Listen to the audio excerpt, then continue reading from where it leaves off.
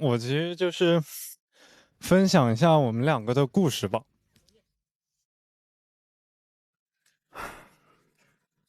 从教室初见的局促到赛里木湖的鲜花，故事就这样猝不及防的开始。5次跨城见面，4座城市，1次短途自驾，我们花了大把的时间在彼此的身边。在成都，他带我去见大家初见的地方，吃了他最喜欢的 KTV 火锅。2个人通过点歌来互相交流，想想还真的很有感触。在上海某个普通的夜晚，边吃边玩桌游，赢了他都会得意的挑眉，输了就撅嘴说让让你的。尽兴的玩到凌晨。后来我们还开车去了无锡，带他看看我上学的城市，看圆通渚的樱花，花瓣像雪一样落在我们肩上。他站在树下仰起头，我们给互相拍了照片。那时的我觉得，要是能不考虑那么多就好。居然有这么多故事。在杭州，我记忆里最放松的一次，没有赶路，没有行程，只是吃完饭沿着路慢慢走。晚风很轻，灯光很柔，边走边聊聊最近在干什么。那一晚好像不用考虑任何事。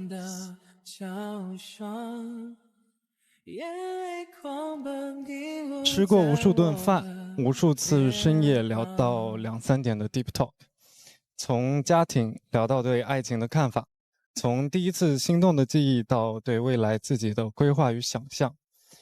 我们把心里藏着的平时不会说的脆弱都摊在彼此面前。他带我闯进了一个我生活之外的世界，也是他教会了我很多，要在和对方相处的时候真诚地看着眼睛，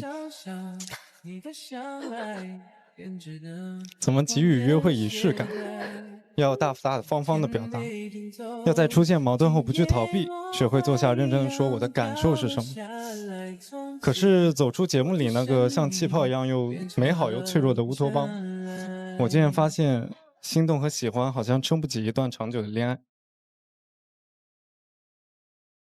我们认真聊过很多次，在深夜的电话里，在并肩的路上，在车的主副驾，聊未来的学业，聊未来的规划，聊生活节奏，聊亲密关系的期待，还聊处理矛盾的方式。每聊一次不确定就多了一份，模糊还是清晰，一切都不太确定，像在迷雾中看不清路。我慢慢的逐渐失去了那种只要喜欢就能克服一切的信心。一开始我凭借一腔热情往前冲，觉得只要足够认真，足够勇往直前，总能找到办法。可后来渐渐意识到，我那种先稳定自己，再慢慢磨合的节奏，和他对初恋的憧憬和期待，步调里可能藏着现实的错位。我们都在认真的对待这段关系，也在努力的靠近对方。可越靠近，我渐渐发现彼此想要的东西和我能给出的东西不太一样。他抱着对恋爱最纯粹、最不掺杂质的美好期待，他值得一段没有那么多纠结的感情。而我自己呢，或许以我现在的样子，可能还不够成熟，我没法稳稳地接住他每一次的情绪波动，也没法对一个充满变数的未来做一个承诺。我不想带着自己还没理顺的一地鸡毛闯入他的初恋，消耗掉这份难得的真诚，更不想仓促决定我们的关系，消耗我们之间那些珍贵的默契和温柔。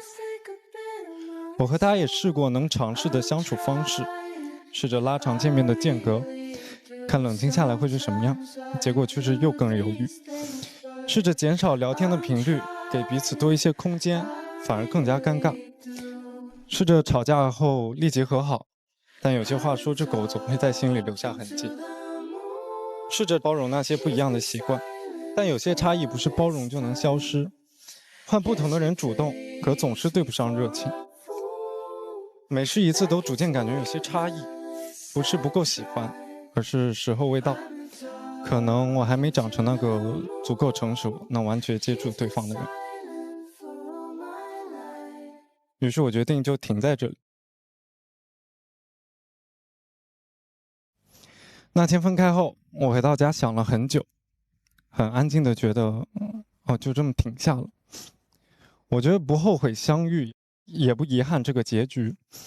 最珍贵的从来不是在一起的这个名分，而是我在他身上学到的东西，一起成长的痕迹，还有彼此认真对待过的心意。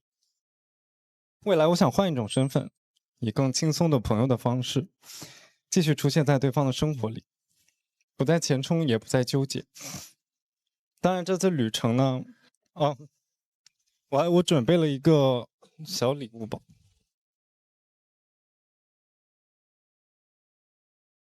我准备了一束花，是我昨天挑了很久很久，然后也是我自己去很认真对待的一束花。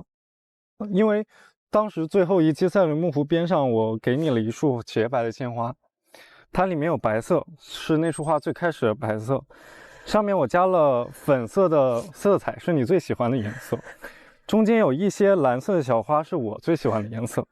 它也代表在那个冬天蓝天那个蓝色的赛里木湖，代表我们那段时间特别珍贵美好的记忆。我送这束花的想法是给我们这段关系做一个纪念的意义。哦，当然还有一个就是我想，这是我自己画的一个咖啡杯。我们当时去无锡，在那天玩得很开心，我觉得可以当做一个我的留念吧。好，谢谢你。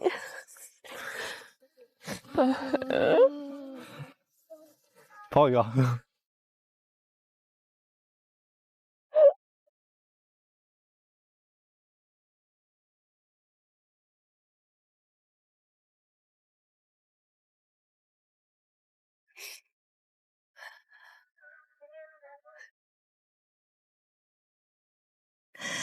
Hello， 李佳凯，用《小幸运》这首歌来打开我们的故事，再合适不过。我之前是一个听歌不怎么看歌词的人，我也看不太懂，所以我一直以来为这首歌是表达幸福和甜蜜的，像它的名字一样。但不知这首歌是不是为我们的结局埋下了伏笔？爱上你的时候还不懂感情，确实，在参加节目前我从来没有过心动的瞬间，我甚至不知道心动是什么感觉。所以在这趟旅行里，我一直都说，我怎么感觉我俩的相处模式这么诡异。1月25号，电台那天晚上，大作老师问我，诡异有没有可能代表心动呢？我下意识就否认了。尽管戴老师希望我更诚实的表达内心，但每次和你说话都会忍不住伪装起来，让你感受不到我对你的好感。离别了才觉得刻骨铭心。节目结束后，你居然真的越来越贴近我的理想型。发现你小子确实长得挺帅的，头身比也挺好。3月3日在上海，你跟我说，我们作为100%朋友，可能更自在一些。我当下第一反应是非常生气，因为我一直以为我们是彼此靠近的，然后变得懊恼。明明我都把要如何追到张远这个通关秘籍已经告诉你了，你怎么连标准答案抄都抄不来呢？但后面我慢慢发现，其实是我在感情里比较拧巴，所以从那天起，我开始正视自己的问题，想要挽回这段感情。这世界上本来就没有那么多真正同频的人，但没关系，我可以偷偷调频。我以前从来没有1个月跑那么多次江浙沪，可能还是嘴硬吧。嘴上说的是来工作，实际上待3、4天，只工作半天吧。其他时候都想和你见面，从来也没觉得自己那么高能量过。3月20日，第一次以朋友的身份见面，有点不习惯，也有点不甘心。如果能做恋人关系，谁还想停留在朋友阶段呢？4月3号到4月6日，我又来上海找你了。你开车带我去你的大学，跟我分享你的生活。我觉得我们之间关系有在慢慢变好。当然，我也邀请你去3亚陪我一起过生日。可能你觉得关系还没有到那一步吧，所以拒绝了我，但没关系。其实我也一直是一个很要浪漫的小女孩，我有幻想过跟你一起在海边看日落，并不像你之前说的那样，我对浪漫过敏。前双玻璃上你画的爱情就是爱情，不是屁股。原来我们和爱情曾经靠得那么近。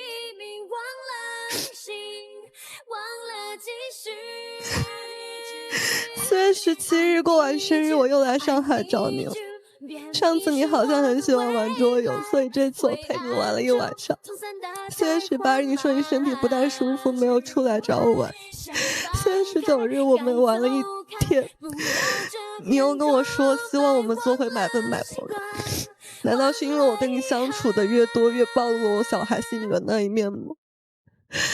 这是我第一次这么主动追一个人，第一次勇敢的直面自己的感情，结果又2次碰壁。此刻5月8日，我想说，我觉得这段感情里没有谁对谁错，我们只是在不同的时间段喜欢上彼此。你喜欢上的是节目里还没有卸下防备，喜欢半成熟的我。我喜欢是线下不再装幼稚的你。但还是要感谢你的出现吧，缓缓打开了我的情感大门。遇见你之后，我好像感知幸福能力都变高了。但世界上没有完美的人，我也开始去学着接受我自己和你的不完美，也看到了你的更多闪光点。今天我特意穿了朵白色裙子，因为故事的开头我们未来描述的是白色。都说是不过3吗？你已经说了2次要跟我做回100分100朋友了，我最后还想再问一次，你现在会给我们的故事画上一个逗号还是句号呢？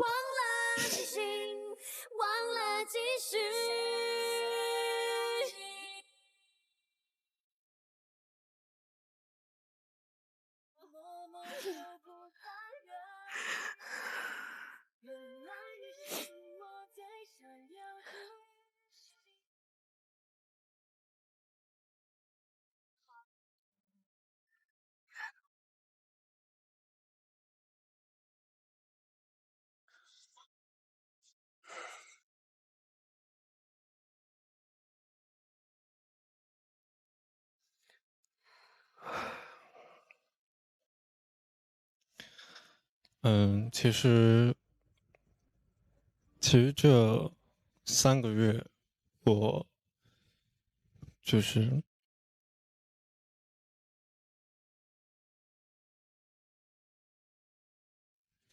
其实这3个月，我一直跟自己说，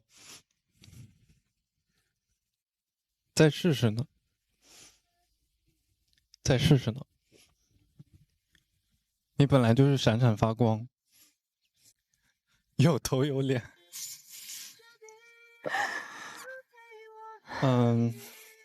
我们依然是可以在彼此领域闪闪发光。还是我心里说的，我觉得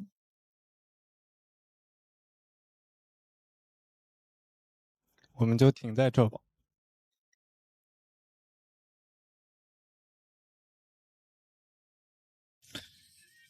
这段成长的痕迹是我们20岁中最宝贵的东西，我们会是很好的朋友。不好意思。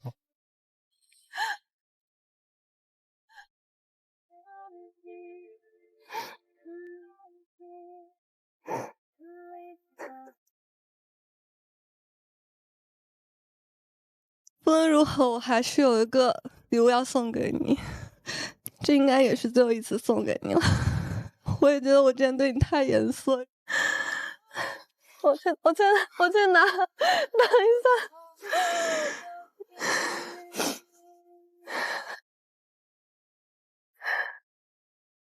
这个是你最喜欢的紫色，有蓝色有紫色，都是你喜欢的颜色。然后上面有很多我们的回忆的照片。等一下，我先整理一下，有点乱了。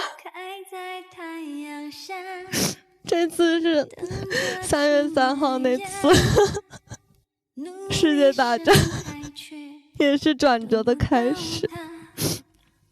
一起吃漂亮的饭，你陪我提前过生日，然后你带我去无锡，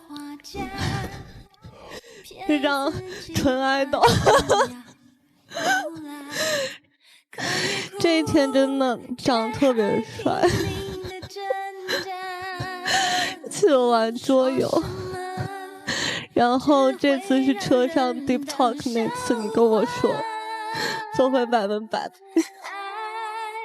是花儿的芬芳，是蝴蝶的翅膀，是伤心的蒲公英，你是它的方向。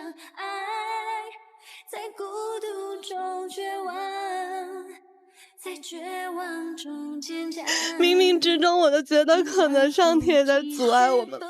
其实每次我去见你，我是一个之前从来飞机都不太容易延误的人，每次见你都延误2-3个小时，有一次都还特别的颠簸，可能上天也在给我暗示我们并不是那么合适。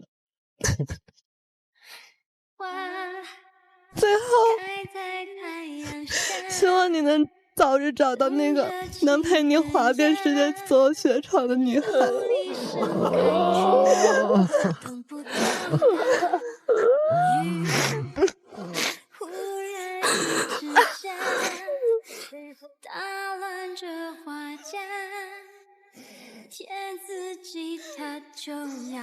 我们以后还是很好朋友。是花儿的芬芳，是蝴蝶的翅膀，是伤心的蒲公英。没关系，人和人有过一次瞬间就够了。在孤独中绝望，在绝望中坚强，心脏不继续不停想着他。能不能以后让我们泪点低的先上？真是不行了。耀哥还好吧？可以可以，来吧，耀哥。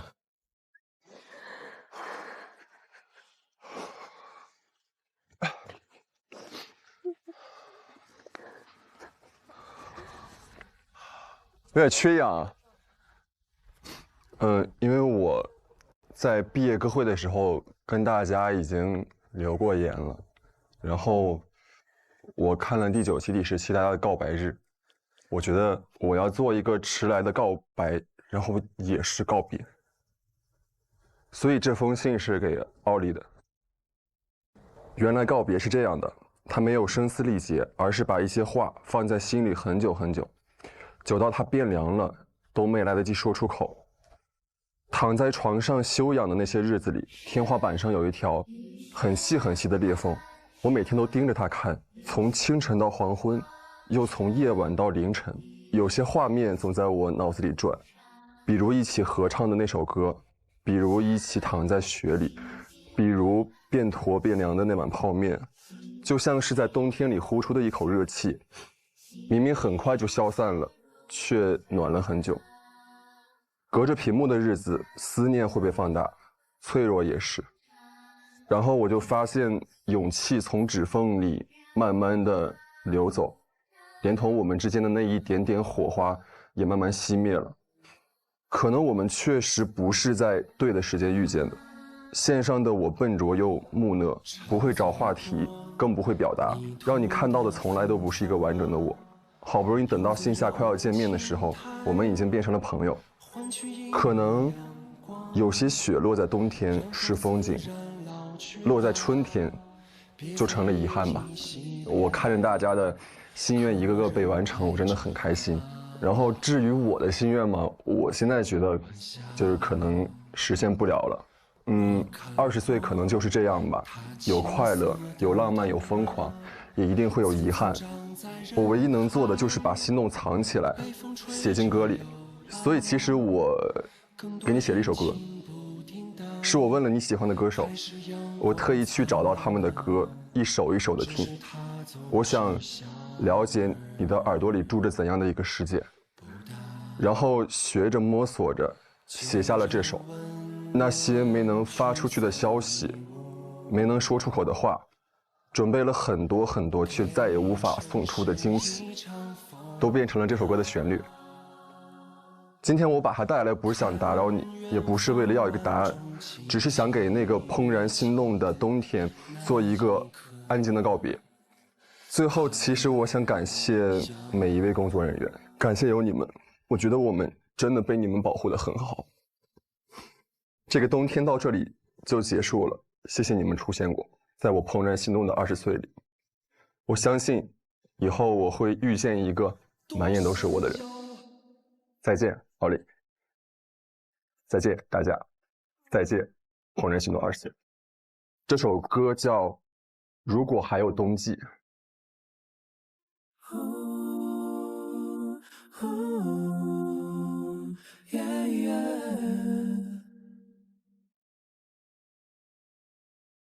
我们躺在茫茫的白色里，剩下是去年枯黄的草茎。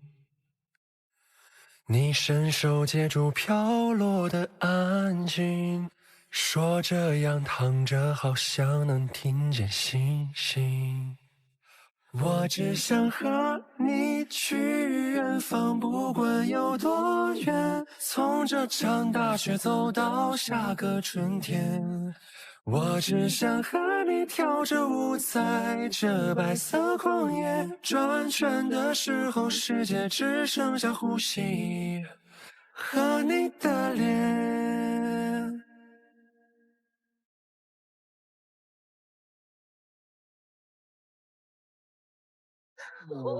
如果我们以后还会想起这场大雪和这一路痕迹，你会不会也和我一样，透露期待下一个冬季？等到雪化了，春暖花开的时候，能不能再见你？我只想和你去远方，不问西东，从这片雪原走到草木葱茏。我只想和你跳着舞，从黄昏到凌晨，停下来的时候雪落满身，像做了一场梦。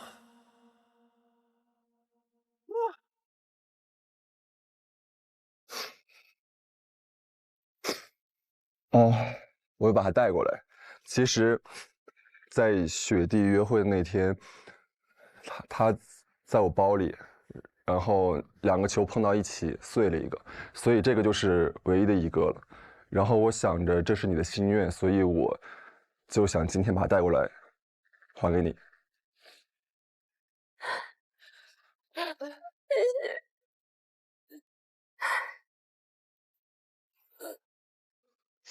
谢谢。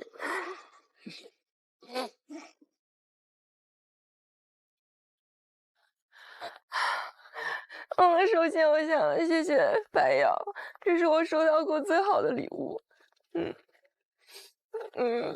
那在我的这段最后的时刻，我想从和怦然最早的缘分开始说起。在2022年的9月，戴老师找到我开始，一直到现在，我和怦然的感情真的已经完全超出了嘉宾和节目组的关系。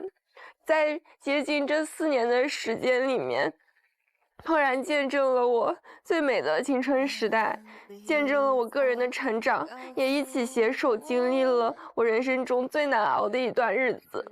当然，同时也封锁了我的爱情。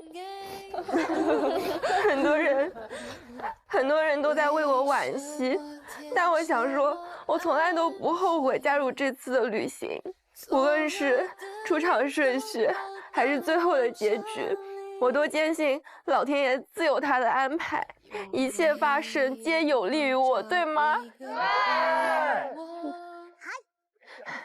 可能有时候我也会想很多如果我早点来呢？如果我没有意外早退呢？如果真的有人和我双向奔赴呢？后来想想，如果这些如果都实现了，那也太完美了吧？那我得意忘形成啥样呀？我肯定也就不会有现在的成长和感悟。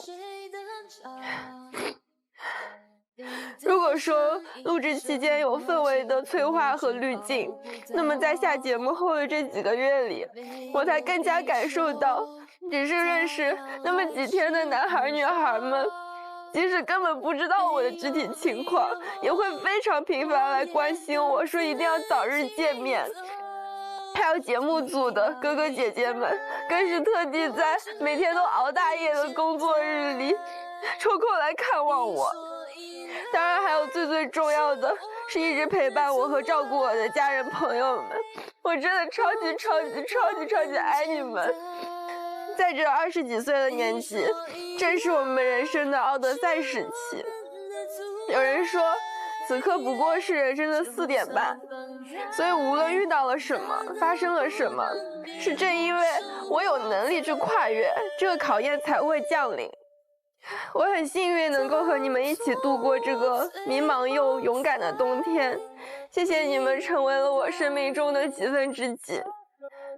下面这一段是要给耀哥说的，虽然其实我在之前的4件套里面有偷偷给你留过言，但我担心你不点开看，就在这里再正式讲一次，来弥补那天没能录给你的留言。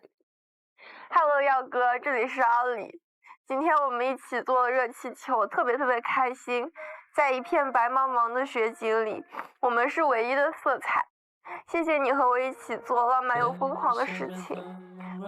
虽然我们的故事在这里暂时告一段落了，但我相信外面的世界很广阔，我们的幸福也一定在不远处静静等待着我们。如果你也期待的话，就请你大声说出“白耀，你是最棒的”。白耀，你是最棒的！白耀，你是最棒的！你是最棒的！你也是。我最后想要用这首《几分知己》送给大家，送给一直陪伴我们的你们。记得那天，太阳压着平原，风慢吹，没有人掉眼泪，一切好美，好到我可以不用说话。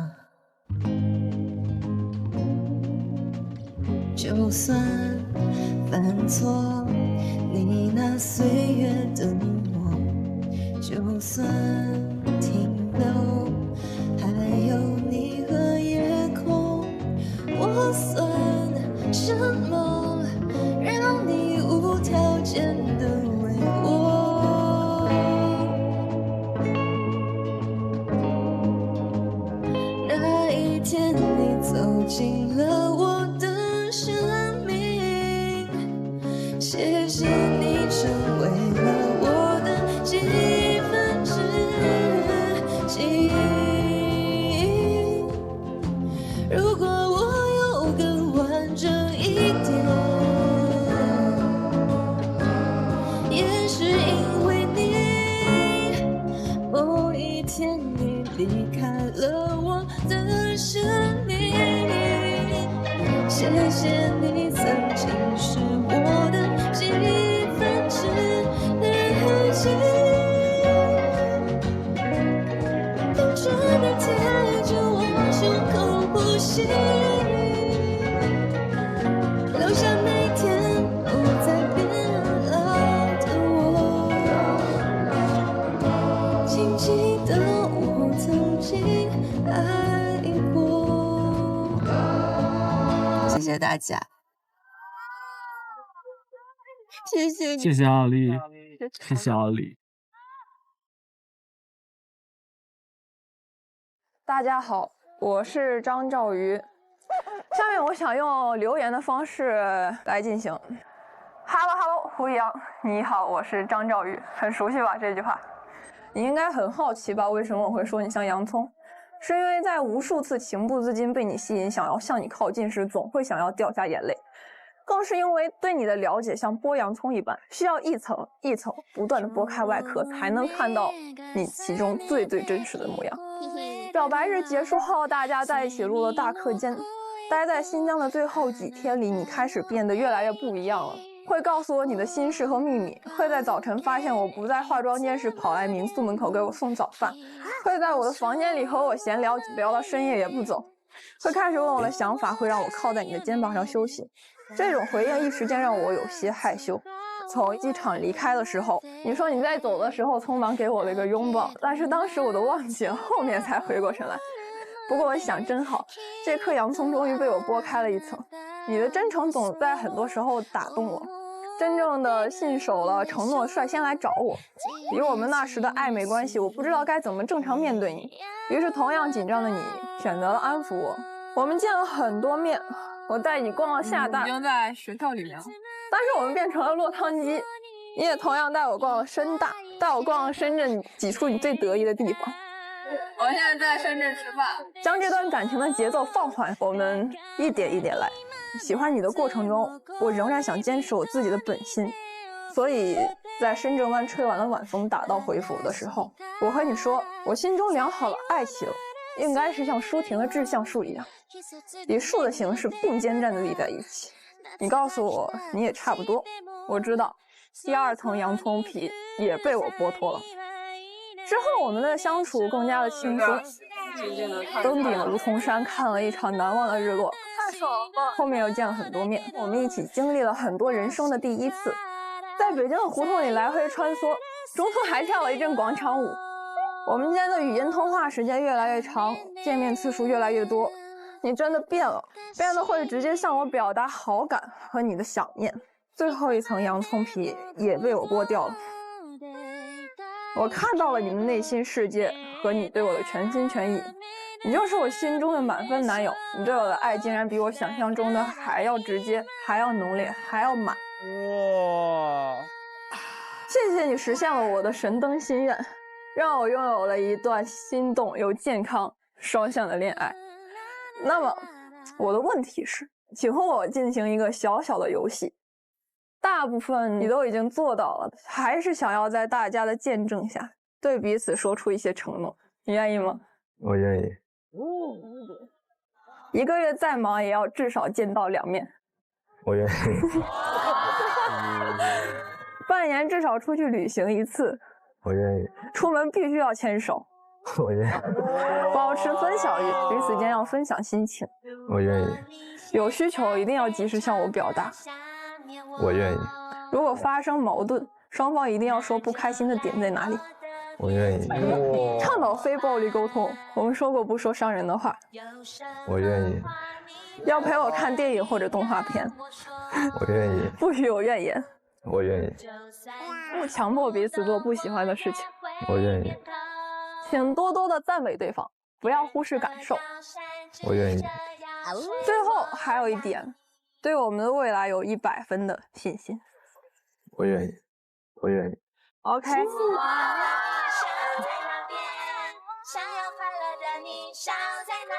你愿意吗？我愿意。还有啊，还有，哎，先抱抱你吧。嘿嘿。然后还好给你画了一个画，每次都要给你送一幅画，这次也沿用至今吧。262是他对社交、恋人还有独处的一个打分，然后我是163。来，这最重要的表白信。哇！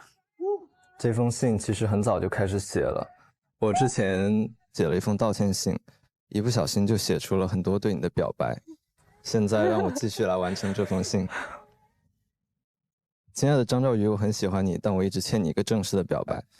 对于我们的发展过程，一方面我真的十分感谢，也十分庆幸，在下了节目之后能有更多的时间来了解你，跟你经历了更多的事情，能看到你更多美好之处，我深感荣幸。同时也让我坚定地为自己对你的喜欢打上了全肯定。而另一方面，我总是想回到过去，回到所有在节目里令你伤心的时候，弥补当时我所做不到的，所欠缺你的。跟你聊天的时候，你偶然讲到过我让你伤心了4次，所以说今天我想向你表白，请收听我的表白4件套。第一件，缘分。说起来缘分，似乎有1万个巧合在我们身上发生。我的农历生日跟你心里的一样。第一次去厦门旅游，在南普陀寺对着铁塔拍了一张照片，恰好拍到了你最爱去的自习室，而那天你刚好在准备一个乐队演出。我的妈！水晶球约会，我们不约而同的在倒数第2个以同样的理由选中了彼此。前往目的地的路上，用手机拍下了同样的风景，同一棵树。掉进湖里面，日记本里唯有对你的道歉信没有被水浸湿，很巧合。还有许多许多，所以说很感慨。这可能就是大家口中所说的命中注定，缘分深刻。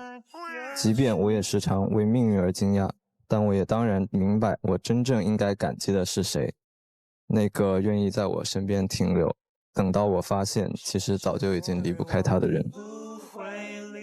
于是我不再那么崇拜命运，而我只想珍惜与你一起的每一秒。我猜我们之间有一种引力，让我毫无保留，也总是按耐不住地向你靠近。之前你说过，很害怕你的不主动会让我后退，也很害怕关于节目外的舆论会让我后退。但是我想说，亲爱的，请不要担心，你就是我要锁定的唯一。张兆宇，我喜欢你，你愿意和我在一起吗？张兆宇，我喜欢你，你愿意和我在一起吗？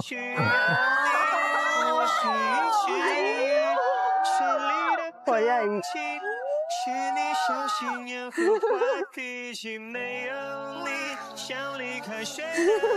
第2章，做自己。在爱情里面，做自己是一个很深的课题。人们总是需要为对方迁就，试图把彼此融进同一个内核。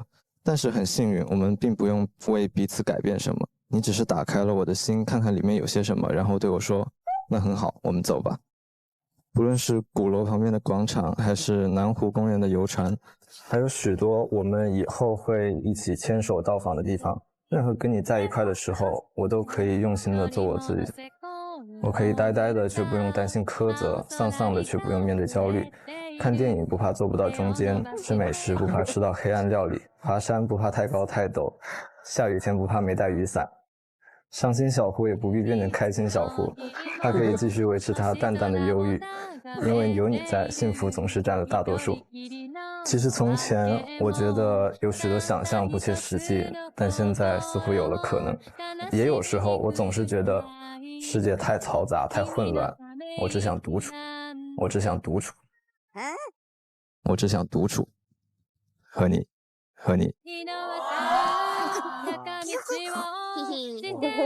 张兆宇，我喜欢你，你愿意和我在一起吗？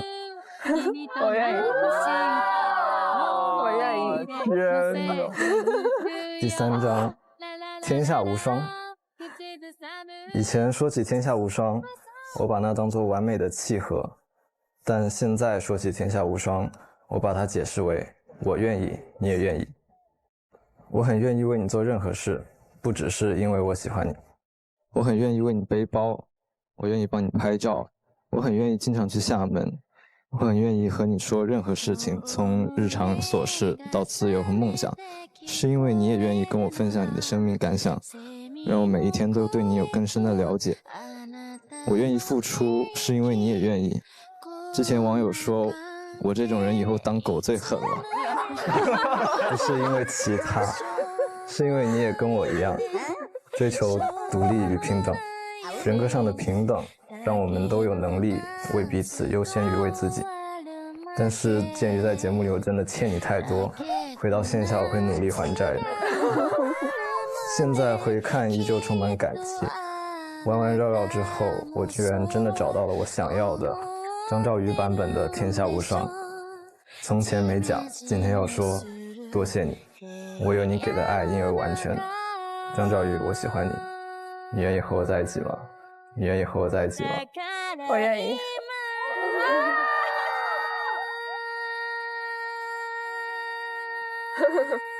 最后一张，对伤心小福。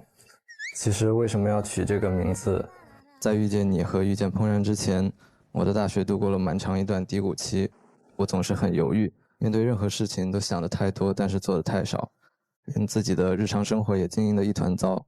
不夸张地说，你就像是一道光照进了我的生命，但这并不代表救赎和依赖，反而是一种成长。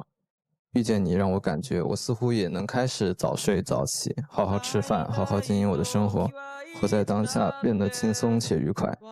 那个潮湿的阴雨季迎来了它的第一次天晴。面对爱情，从前我总是会顾虑太多，我总是会设想永久，然后给它钉上条条框框。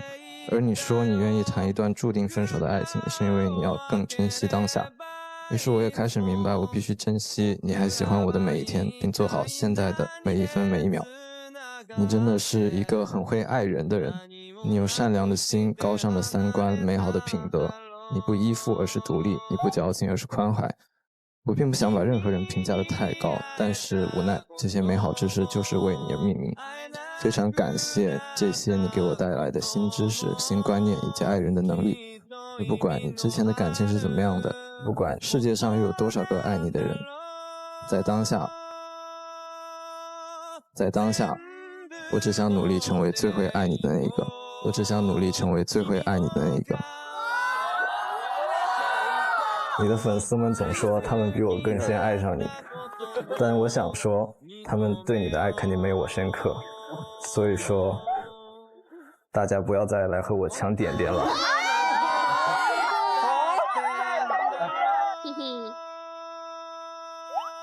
最后我没有什么要说的话了，也想不出什么浪漫的话了。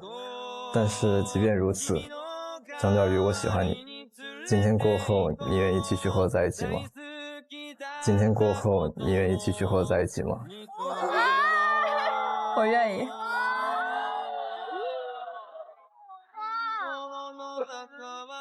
其实不是表白4件套吗？其实我准备了4件套。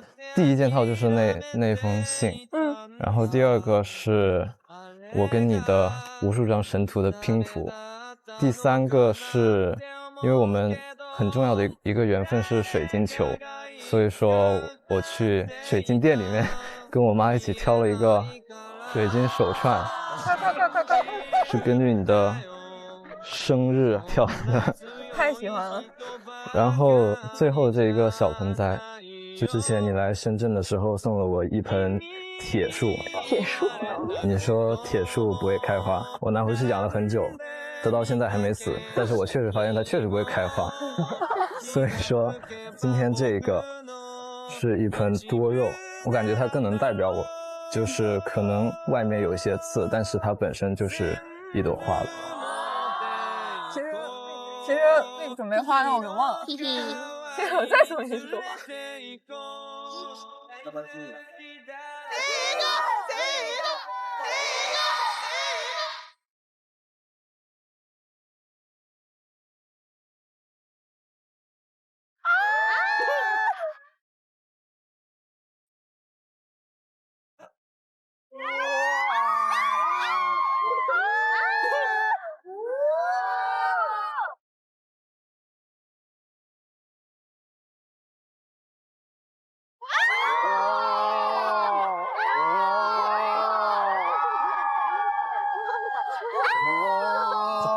看那个玩意，我现在能一直看不见。